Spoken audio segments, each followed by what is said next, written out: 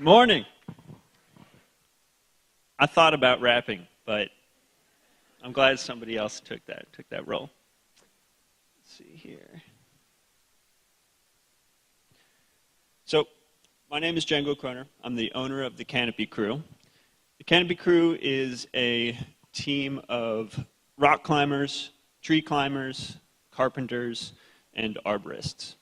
We build custom tree houses for clients. We have Treehouse Rentals in the Red River Gorge, and we have a tree service in Cincinnati, Ohio. I came here today to talk about courage and tell my story, but the funny thing is, the seed that sprouted this whole tree deal for me actually came out of fear. So I'm the youngest of four, and that's me there. My brother, Miles, as any older brother can be, really had it out bad for me when I was a kid. Getting beat up was a daily occurrence. His signature move was to sit on my face and fart while he punched me in the gut, so I had to breathe it in. So him being, stronger, faster, meaner than I, there was really not much hope. But one summer day, we were out in the yard, and he was chasing me. I think I actually deserved it this time, so I had some real fear installed under my skin. And I was running, and I scurried up a sweet gum tree. It's a beautiful tree. Straight trunk, horizontal limbs every 2 feet, perfect for climbing fast. So I ran up it. He ran up right behind me. But after about 60 feet, when the branches started turning into sticks, he froze. He couldn't go any higher. I was safe. It was the first time I had outdone my brother in anything. I felt so triumphant. He downclimbed, and at that point, trees were my secret weapon. I ended up climbing trees just about every day. I would spend 4 hours in a single tree just getting to know it, learning the beta of how to get to the top fast or how far I could get out on each limb. I found a sanctuary in the sugar maples and hackberries in my parents' backyard. I'd watch PBS documentaries on orangutans and try to observe their movement and then take it to the trees and see how well I could do. And I got good.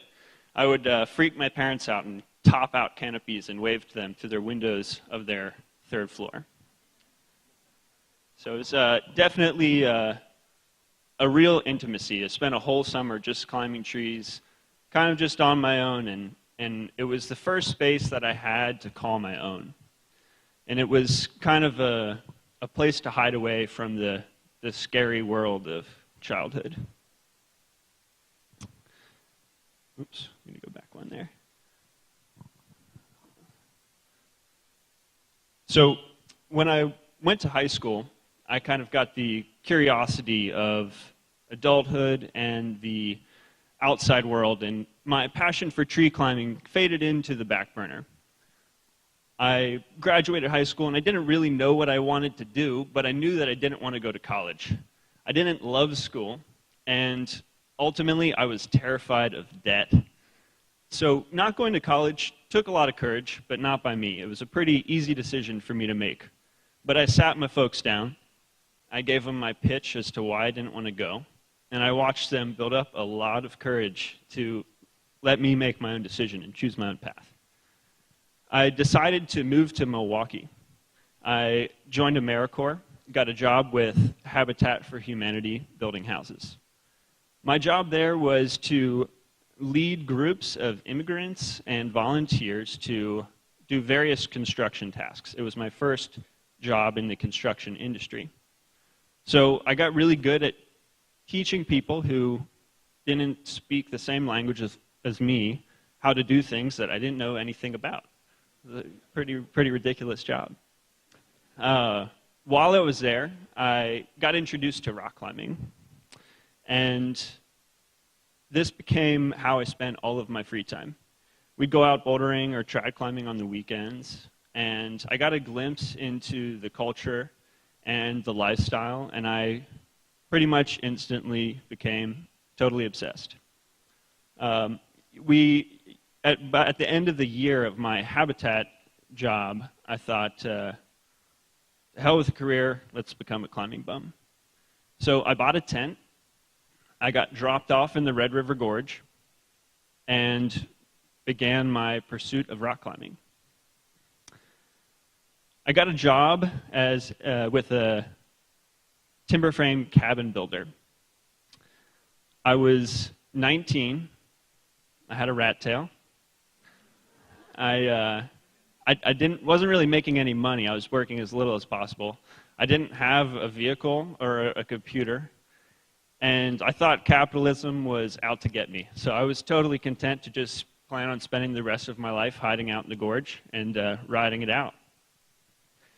So I'd work a half day cutting timbers and mortises and tenons, and then spend the rest of the day up the cliff climbing until the sun set. My exchange for working was that I'd have a place to pitch my tent and cook. And I was deep in a holler, and the gorge, as many of you know, is just the most beautiful place ever. So I was loving it, but it can get really wet, really hot. About 6 months in, one morning, I woke up and was just kind of looking at the black mold on the rain fly of my tent. And I swung my legs out, grabbed my boot, and a copperhead slithered out. My heart just stopped. And I kind of just it was a bad way to start the day, you know. I felt pretty defeated. So I laid down, and I was just like wet and smelly. And I looked up at the tops of the trees, and they were swaying in the wind, and I could see how the warm morning sun was kind of just heating up the leaves. And it reminded me of my old friends. I kind of remembered my sanctuary up there. And I thought to myself, I need to build a treehouse. And I realized that with the skills I had from my job framing and the rope work that I'd developed from rock climbing, I thought I could pull this off. I think I have what it takes to build a treehouse now. So I spent the next 3 months researching as much as I could. I got all the books I could find about treehouse building, although there aren't that many. And I read about trees, and I just spent time in the evenings hiking around looking for the perfect trees. I'd, after days of rock climbing, corral friends to help me hoist beam by beam. And ended up picking this sycamore and tulip poplar that had a creek running between them. So there's water flowing between the two. After a few weeks, I got the first beam, the frame up, and I got about 3 feet of deck boards up, and I was like, all right, that's enough for me. I'm moving up. And I just put rocks along the side of my sleeping bag to keep me from rolling off. I finished off the platform. It was about 45 feet up. I had intended on going 20 feet, but I started climbing the tree, and I think, just as like a rock climber, you get summit fever, and I wanted to go higher, and I saw the view, and by the time I was like, here, I'm drilling the first hole, I was kind of committed. I would say it was like one of the worst and best decisions I've ever made to go to 45 feet. The trees were not that big, so it's pretty thin up there. For the first year, I had just the platform. My goal was to be as simple and exposed to the canopy as possible. So the whole tree house is suspended on cables so that the trees can still sway and move in the wind.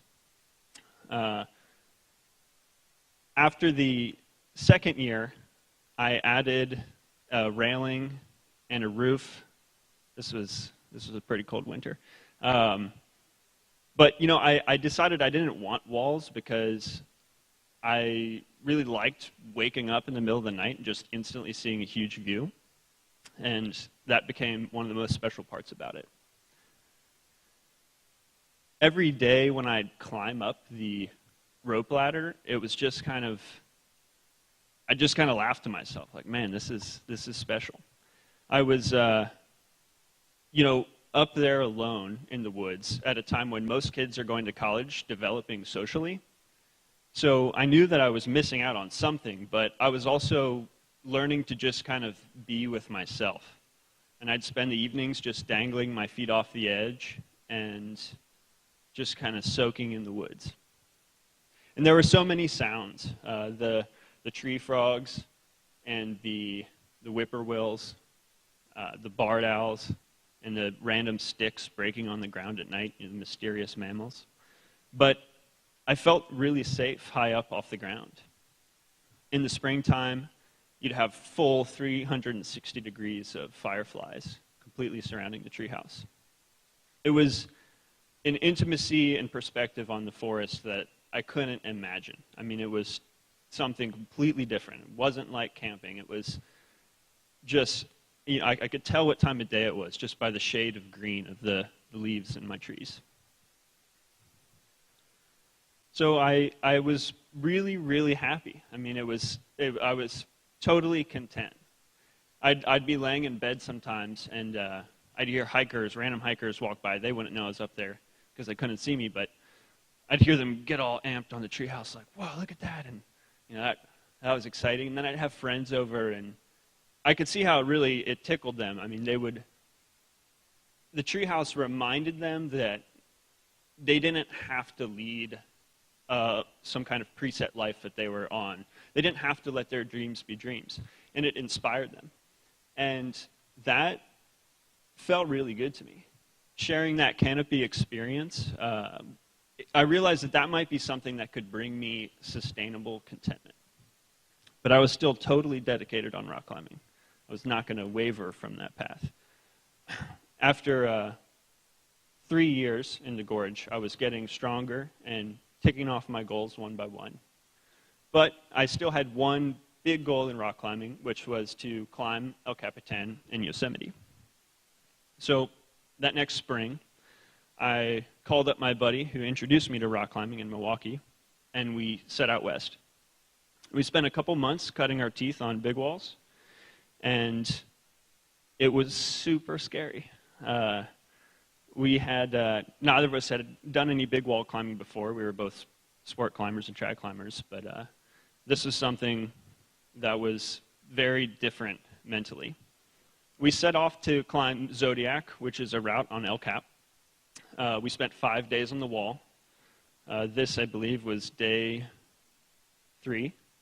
One of those days was just sat waiting out a hailstorm, which was the first time I realized that I wasn't invincible. And it was completely beautiful and completely terrifying. I couldn't really look down that much because it was so scary, and I couldn't really look up because it was too daunting, and it was hard to imagine being able to. We had so much more to do. We're looking at the amount of food and water we brought, and it was just too overwhelming. So I just zoomed in, I closed the whole outside world off, and focused on hold for hold. By the time that we topped out, I felt really proud. I felt super excited, but I also felt kind of lost. I felt like I'd been on this quest, and I'd found what I was looking for, and now I didn't know what my quest was. And that was kind of the time when I realized that I was ready to turn the page. So I knew that I wanted to be a treehouse builder, but at this point I hadn't really thought about it as a business. I also thought if I want to be a good treehouse builder, I should probably learn how to take care of trees. I should learn how they work and how to work in them. So I moved back to Cincinnati and got an apprenticeship with an arborist. At first I was like, hey, this is a lot of work. And I wasn't really used to working that much. So it was kind of off-putting. But then I realized that I kind of learned what it means to hustle, and I learned to appreciate it. I had just come off of 3 years of rock climbing and big wall climbing, so I was pretty fearless, and I had a pretty big leg up in the tree climbing community. So I jumped in and was able to keep up and progress quickly and work under a lot of different arborists. It also rekindled my passion for tree climbing. It was something that I hadn't done in a while, seriously, and now I had an adult body, so it was on. I mean, it It was, full bore, taking everything I had known from rock climbing and applying it to trees. So I spent the next 2 years focusing on learning about tree health and rigging and tree climbing, and just absorbing as much information as possible.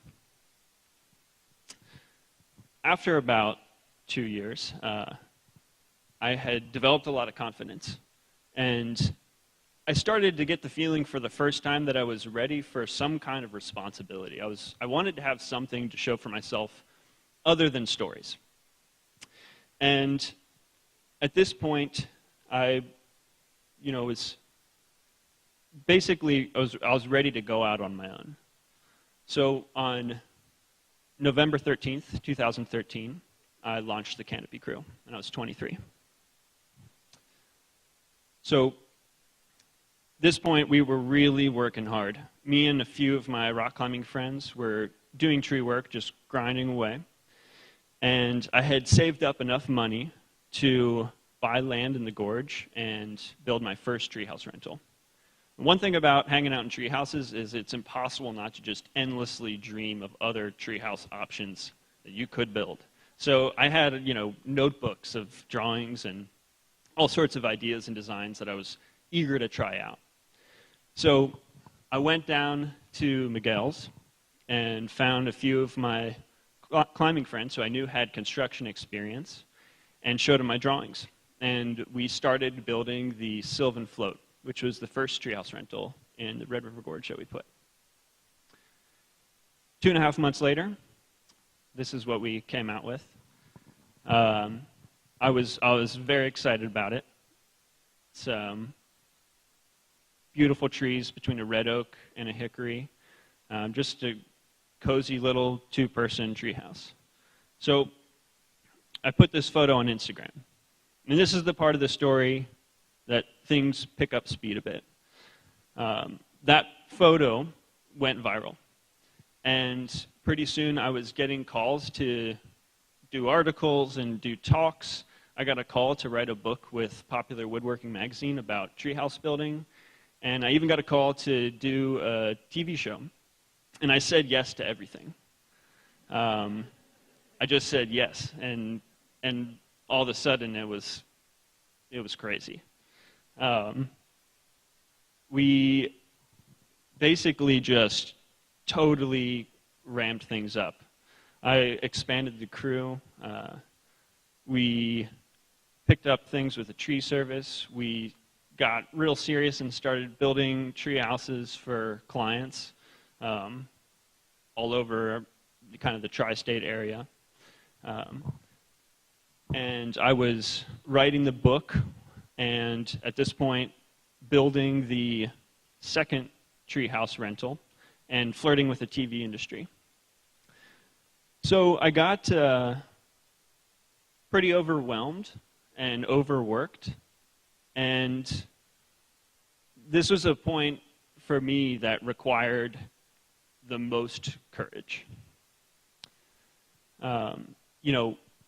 As our crew grew and grew, I kind of had to realize that I had to just let go. I had to hire people that were better than I was if we wanted to succeed, and in a way become the weaker link. And that was hard to do, but absolutely necessary. The book deal was interesting because, obviously, I'm a young guy, a young business, and we wanted to put out this great book, but you're trying to do something when you ultimately don't have that much experience. So you have to find a way to deliver an honest product that is going to actually teach people something they need to know. So as we grew and grew and pushed ourselves, it was a lot for everyone. It took everything I had to navigate the emotions of the guys on my crew. And I did my best to be a good leader, but mistakes were unavoidable. And I lost some of my best guys to just going too hard and too fast.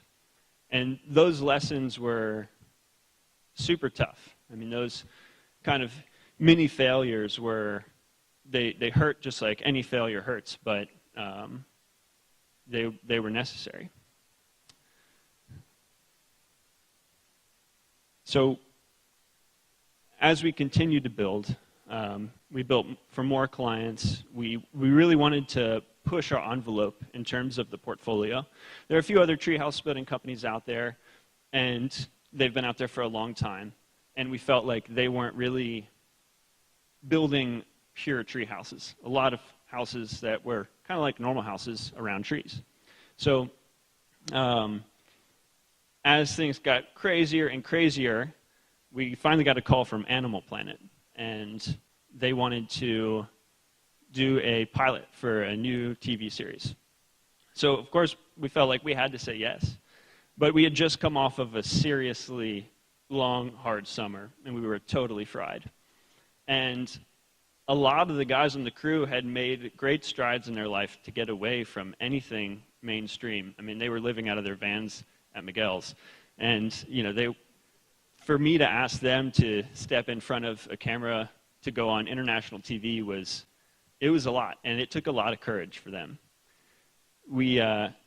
I was totally amazed at how much they stepped up. I mean, I went into the filming TV pretty nervous, because I knew what we were actually feeling like, and I knew how worn out we were, and we had been camping in the woods on people's farms, building tree houses for a few years now, and we were tired. But everybody stepped up in an amazing way. So we ended up building right here in Lexington, over on Old Richmond Road. Sorry about that. And that pilot, it took a year for the pilot to air, and it's still out there now, airing around the world. I just saw it dubbed over in German. It's one of the funniest things. But it's just collecting data. So one thing that rock climbing taught me was how to push myself, how to be patient with myself, and how to persevere to achieve success. And one thing that business has taught me is how to push a group of people and how to encourage patience within a movement and how to inspire perseverance to achieve success. The thing that has taken the most courage for me is to kind of have this group of guys and have these miniature failures and miniature successes and feel the ship listing and convey to them that it's just listing. We're not sinking.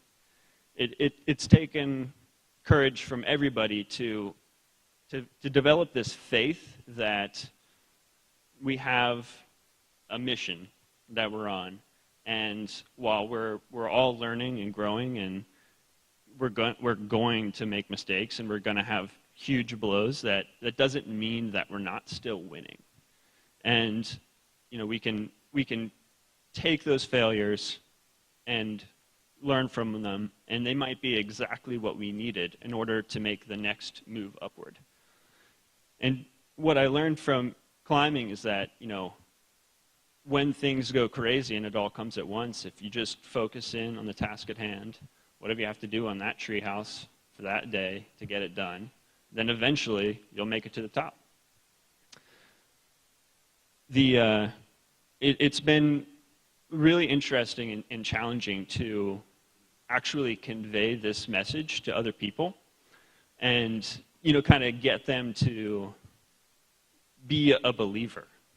For me, it's like, I know we're on a path, we're not wavering. And what I've learned from the Canopy crew is that if you have a passion that you just will not sway from, people will get behind you and they'll be supportive, and with that, with the support of others, you can almost achieve anything. I learned that I almost don't want to even set goals, because you can set a goal and then find out that you were limiting yourself with that goal. So the thing that I've taken away from it all, or the thing that I've realized that a lot of successful people share, is that while those failures are guaranteed, it can still be that success is inevitable. Thank you.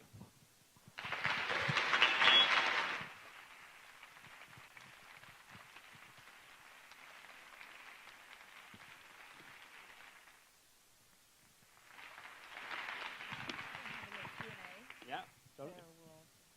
We'll move to that. Who's got questions? Don't be shy. In the back?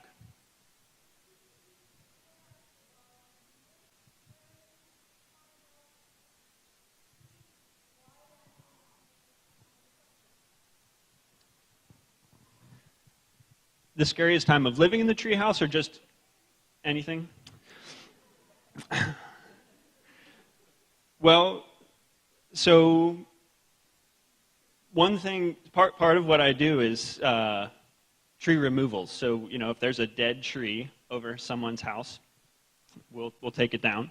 And it's really important to know about how dead trees work, because what's interesting is, we have a living tree, and then we're essentially building a tree house out of dead trees. So to learn how green wood works and how dead wood works is important. But climbing dead trees is dangerous. It's inherently risky, and probably the most dangerous. I play it very safe, but things do happen, and when you have to swing a piece of a dead tree across someone's roof to get it in the clear and then down. Sometimes ropes bind, and the log does not go back down, which means that it comes back to where it was originally coming from, which is where you are. So there's maybe a 2,000 pound piece of wood that swings out and swings back at you, and those moments have been the most scary, definitely.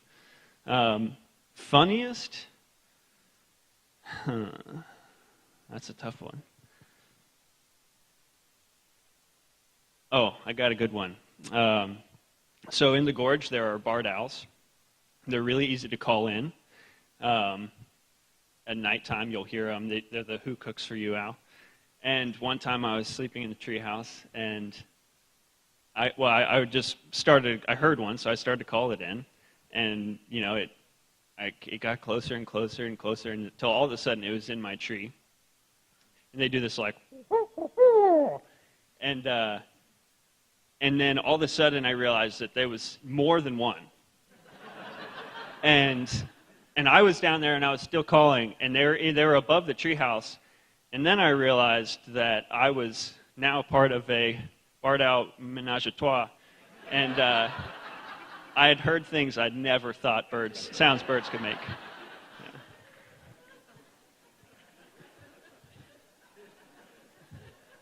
Any other questions? Yeah?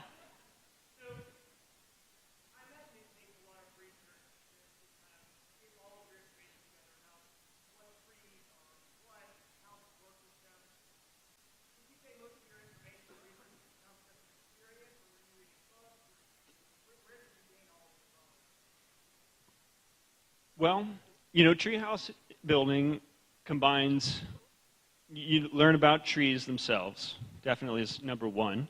You learn about construction and physics, and then, there's the little skills in between, like rigging and how to get everything up there. And mostly what I've learned from is through apprenticeships and experience. I certainly collect mentors like a hobby. I think that's one of the best things you can do if you want to achieve a goal. And there are some treehouse builders out there, but none of them around here. So, I think that at this point I would say just making mistakes and personal experience has been my biggest teacher. But, 4 years ago I would have said teachers and books. Way in the back.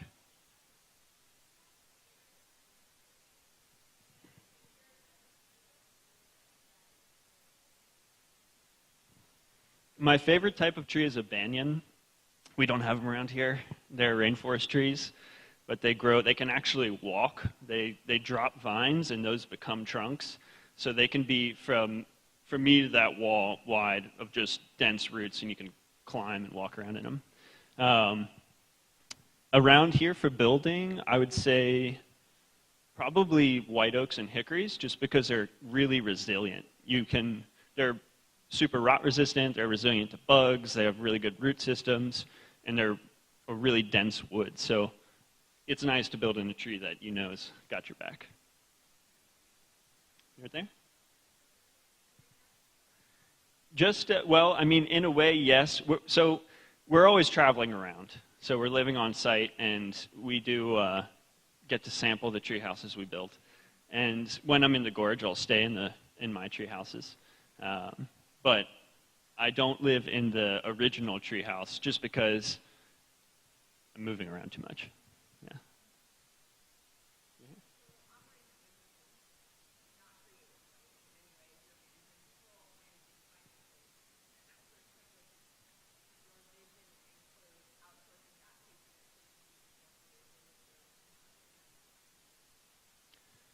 Who knows?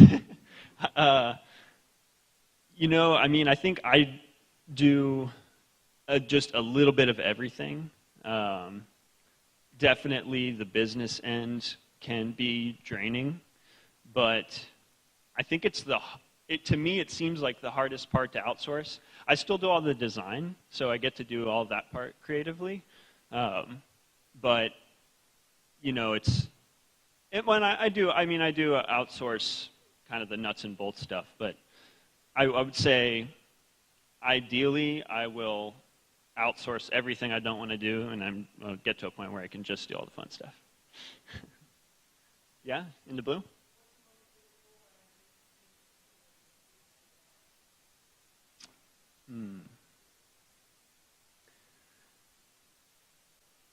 Difficult thing. So I'll give you a collection. Recently, so we're building the third Treehouse Rental in the gorge right now, and it has really big spans.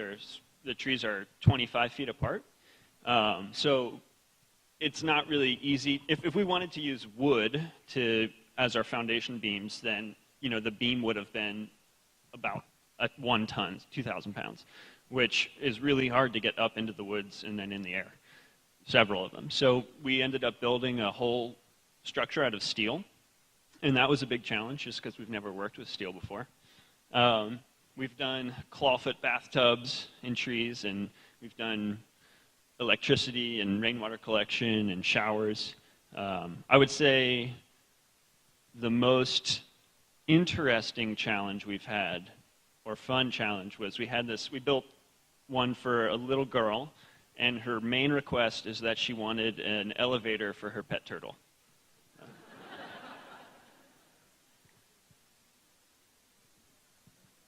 One more question?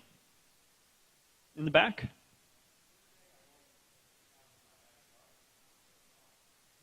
So our kids' tree houses usually start at about 10,000, and our adult tree houses start at about 60. Thank you guys very much for hearing me out.